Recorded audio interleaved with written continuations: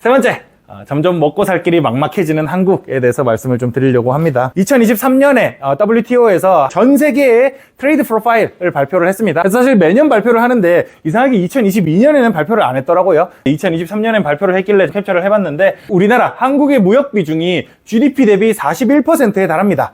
이 말이 무슨 말이냐면 우리나라가 정말 무역으로 먹고 사는 나라라는 뜻이에요. 우리나라는 사실 뭐 쌀이 많이 나는 것도 아니고 5천만 국민이 다 먹고 살 정도로 식량 자급이 되는 것도 아닙니다. 그 와중에 에너지 자급이 되는 것도 아니다 보니까 어쩔 수 없이 수입해와서 먹고 살아야 되는데 수입해와서 먹고만 살기에는 돈이 없으니까 수입해와가지고 가공해가지고 해외에 팔아가지고 그 돈 가지고 먹고 살겠다라고 하는 게 한국의 경제인 거고요. 명실공히 우리나라는 제조업 비중이 87.9%에 달합니다. 제조업 수출 비중이 87.9%에 달하는 명실공한 무역국가라고 말씀을 드릴 수가 있겠는데 또 수출을 가장 많이 하는 품목이 뭐냐? 일렉트로닉 인테그레디언트 서킷. 이게 이제 반도체입니다. 사실상 전자 부품들인데 사실상 반도체고 그다음 이제 기름인데 크루드 오일을 제외한 정유를 한번 한 기름들이라는 거죠. 그래서 이제 가장 많이 팔리는 게 이제 전자 제품이고 그다음에 이제 정유한 기름들.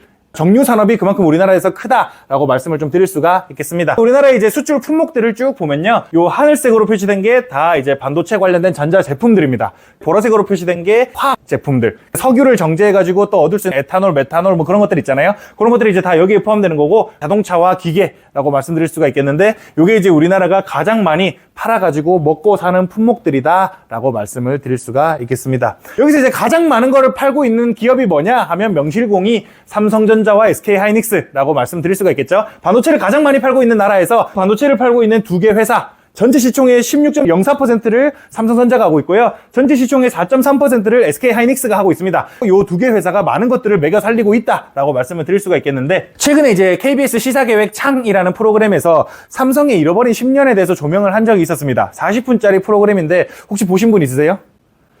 안 보셨나요? 유튜브에 시사기획창 잃어버린 10년 검색하면 다 뜨거든요. 40분짜리라서 좀 지루할 수는 있는데 한번 보셨으면 좋겠습니다. 꼭 한번 보셨으면 좋겠어요. 고객들하고 얘기할 때도 되게 도움이 많이 되실 겁니다. 요점 정리를 해드리자면 98년에서 13년까지의 삼성전자 매출은 연평균 17.6% 성장을 했습니다. 요때가 이제 스마트폰이 나올 때였죠. 스마트폰이 나왔을 때 엄청나게 또 성장을 했고 요때는 반도체에서 살아남으면서 성장을 했습니다. 매우 빠른 성장을 했었고 요 시기가 삼성전자의 주가도 가장 많이 올랐을 때였습니다. 근데 최근 10년을 보면 2013년부터 2023년까지는 딱히 안 올랐다는 거예요. 매출이 그대로 유지가 됐다라는 얘기를 하고 있습니다. 시사계획창에서도 이렇게 얘기를 하고 있는데 중요한 포인트는 뭐냐? 결국 삼성전자는 해외에 물건을 파는 기업이다 보니까 달러 기준으로 봐야 되지 않냐 매출을. 근데 달러 기준으로 보면 오히려 역성장을 했답니다. 이런 부분에서 삼성의 기업 경쟁력이 살아있는 것인가에 대한 언급을 한번 하고 있고 파운드리라는 게 있습니다. 반도체는 크게 메모리와 비메모리 반도체가 있는데요. 메모리는 삼성이 진짜 잘 나가고 있고 삼성도 그렇고 하이닉스도 그렇지만 메모리는 진짜 잘 나가고 있는데 비메모리가 문제예요. 비메모리는 설계와 제조가 구분되어 있습니다. 설계를 팹리스라고 얘기를 하고요.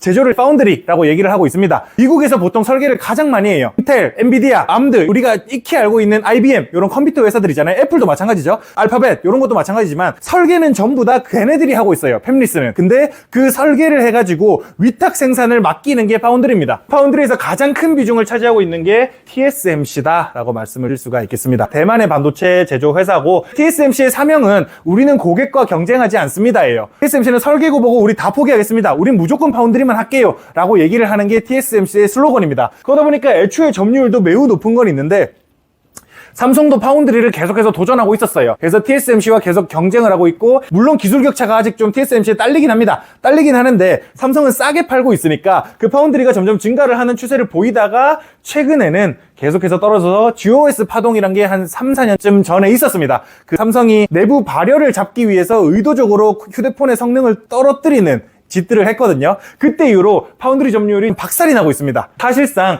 TSMC가 파운드리 경쟁에서 승리했다라고 말씀을 드릴 수가 있는 거죠. 그래서 이 삼성의 파운드리가 점점 살아남기가 힘들어지고 있는 상황이고 그나마 이제 할 수 있는 게 메모리인데 메모리도 지금 SK하이닉스한테 밀리고 있습니다. 지금 상황 자체가 삼성이 진짜 죽기 일보 직전이다 라고 말씀을 드릴 수 있는 상황이고요. 그 와중에 삼성이 먹고 사는 또 하나가 뭐냐? 스마트폰입니다. 스마트폰 사업부가 계속 1위를 하고 있었어요. 우리가 아이폰을 많이 써서 애플이 1위라고 생각을 하는데 스마트폰의 세계시장 점유율로는 삼성이 계속 1위였습니다. 근데 이번에 애플한테 뺏겼어요. 그리고 탑 10 모델을 보면 7위까지 아이폰이고 그나마 이제 8위, 9위, 10위부터가 A. 요게 이제 보급형 모델이잖아요. 플래그십 모델을 S 시리즈로 만들고 있고 보급형 모델을 A 시리즈로 만들고 있는데 그나마 삼성의 매력은 애초에 요거 자체가 그걸 설명하는 거죠. 삼성의 매력은 결국 저가형 모델인 거다라고 얘기를 드릴 수가 있는 거죠. 이렇게 높은 점유율을 가지고 있었는데 그 저가형 모델조차도 이제 애플한테 밀린다라고 말씀을 드릴 수가 있는 거고 이거를 또 어떻게 해석해야 될까? 뭐 의견이 분분할 수는 있겠다만 확실히 스마트폰을 쓰는 사람들이 잘 사는 사람들이 많아진다라고 해석할 여지도 없진 않겠죠? 요즘 저희 아버지 어머니도 한 3, 4년 전까지만 해도 항상 A 시리즈 쓰셨거든요. 야, S 뭐하러 쓰냐? 우리 둘 전화밖에 안 하는데 S 쓸 필요 있나? A 시리즈 쓴다라고 하셨는데 아버지가 골프 치시면서 플립으로 바꾸셨더라고요. 이 골프 치는 사람들이 플립이 뭐 좋은 게 있나 봐요. 아니에요? 없어요? 없는데 아버지는 왜 플립으로 바꾸셨지? 어머니는 여전히 A 시리즈를 쓰시는데 아버지가 플립으로 바꾸신 거를 보면서 아, 세상이 바뀌어가는구나 라는 생각이 많이 들었습니다. 여튼 간에 이렇게 스마트폰 시장이 쉽지 않습니다. 그러니까 삼성의 경쟁력 측면에서도 그렇지만 우리 국가의 경쟁력 측면에서도 지금 점점 힘들어지고 있다라는 말씀을 좀 드리고 싶은 거예요. 그러는 와중에 화학도 문제가 큽니다. 중국의 저가 공세에 이미 밀려나고 있어요. 석유화학 시장이 지금 너무 부진해요. 왜냐면 중국이 싸게 너무 잘 만들고 있거든요. 너무 많이 만들고 있고요. 그 인건비가 싸다 보니까 사실 이것도 자본 집약이 많이 돼야 되는 것도 맞지만 애초에 자본 집약으로 설비 투자를 하고 나면 R&D 투자도 중요하고 뭐도 하지만 인건비도 많이 드는 산업이다 보니까 인건비가 싼 중국에 너무 밀리고 있습니다. R&D는 또 중국보다 낫냐? 아니죠. R&D도 지금 중국한테 엄청나게 밀리고 있는 상황입니다. 그러다 보니까 지금 롯데케미칼이나 LG화학, 화학 붙은 회사들이 전부 다 지금 자기네들 가진 자산 팔기 바빠요. 이게 돈이 안 된다 이겁니다, 이제는. 화학도 지금 정말 쉽지 않은 상황이다 라고 말씀을 드릴 수가 있겠고요. 그나마 지금 자동차는 미국에서 그래도 선방을 많이 해주고 있는 상황입니다. 반도체 부진이나 화학산업 부진을 그나마 지금 자동차가 메꿔주고 있어요. 2022년에 삼성전자가 영업이익으로 1위를 했습니다. 전체 기업 중에 1위를 했는데 2023년에는 기업 중에 꼴등을 했습니다. 적자를 봤으니까요. 그래서 이 정도로 삼성전자가 지금 변동성이 큰 상황에 있는데 2023년 영업이익이 현대차가 1위를 했습니다. 그래서 현대가 지금 되게 잘 나가고 있다라고 말씀을 드릴 수가 있는데 그럼에도 불구하고 반도체 산업과 화학 산업을 메꿀 수 있을 것인가에 대해서는 한 번쯤 고민이 필요한 시기인 것 같습니다. 그래서 우리 41.5%에 달하는 무역 비중과 87.9%에 달하는 제조업 비중 요게 점점 죽어가고 있는 상황 속에서 우리 자금률, 식량 자금률은 24%도 안 되고요. 에너지 자금률 기름 한 방울 안 나는 나라에서 18%밖에 안 됩니다. 이런 상황 속에서 우리는 무엇을 먹고 살아야 할 것인가에 대한 고민을 진짜 많이 해봐야 될 것 같습니다. 근데 이제 이런 환경 속에서 우리의 눈높이가 너무 높아졌다는 게 문제예요. 우리가 너무 잘 살아졌습니다. 여태까지 반도체 발전 열심히 했고 자동차 발전 열심히 했고 너무 잘 살아지다 보니 1인당 GDP도 2000년대 초반에 10,000불이었습니다. 근데 지금 35,000불까지 올랐어요. 엄청나게 많이 올라온 거거든요. 그렇게 1인당 GDP가 상승하면서 우리의 눈높이도 많이 올라왔는데 그 올라간 눈높이를 앞으로 감당할 수 있을까에 대해서 고민을 좀 해봐야 될 시기인 것 같습니다. 우리가 전부 다 계급도 나눠가지고 옷 하이엔드가 에르메스 얘기하고 있고 제가 신혼여행을 하와이 갔거든요. 어머니 가방을 사줘야 되는데 뭐 사지 하다가 코치 갔거든요. 근데 이거 되게 비싼 거예요. 갔는데 미국 그나마 싸다며요. 미국 싸다며 하고서 갔는데 진짜 비싼 거예요. 동대문시계 도떼기에서 사면 몇만 원이면 사는 거 이걸 뭐 달러로 얼마였더라? 3, 40 주고 샀는데 저 이것도 진짜 비싸다고 생각했거든요. 근데 이게 지금 에브리데이에 들어가 있는 거예요. 그러면서 이 나라의 계급도는 도대체 어떻게 돼먹은 걸까? 저는 에브리데이밖에 안 삽니다. 전 못 삽니다. 에브리데이 위에 거는 아예 살 생각도 못 합니다. 근데 이 패딩도 저는 내셔널 지오그래픽도 사본 적이 없어요. 이게 소위래. 미친놈들 아니에요, 이거 진짜? 나는 이게 이해가 안 돼. 눈높이가 어떻게 이 정도로 높을 수 있는가? 저는 이제 이 K2 블랙야크 이것도 저희 부모님 사주는 거로밖에 안 가봤거든요. 나는 옷집을 부모님 사주려고 K2 블랙야크 여기 가본 거 말고는 여기는 가본 적이 없어요. 근데 이런 계급도를 만들고 있다는 게 그 와중에 부동산도 야 끝이 없습니다. 광주 뭐 강남구 어디 뭐 유성구 가축이고요. 저희 재활용입니다. 저는 재활용이에요. 지금 우리가 이렇게 계급 나누고 있을 때가 아닌 것 같다라는 생각이 너무 많이 든다는 거예요. 지금 심각한 상황입니다. 우리 이 나라에 먹고 살 길이 점점 막막해지고 있는데 우리끼리 계급 나눠가지고 야 너 노비야 너 불가촉 천민이야 이러고 있을 때가 아니라는 거예요. 왜 이러는지 모르겠습니다. 진짜로. 그래서 요 전체 GDP를 보면요. 미국이 이제 28조 달러입니다. 24년 기준. 28조 달러에 달하는데 한국 많이 떨어졌어요. 우리가 한국이 9위까지 올라간 적도 있었거든요. 이번에 달러가 강해지면서 달러 완산으로 많이 떨어졌고 지금 13위까지 떨어졌고 1조 8천억 불까지 떨어진 상황인데 1인당 GDP로 얘기하면요.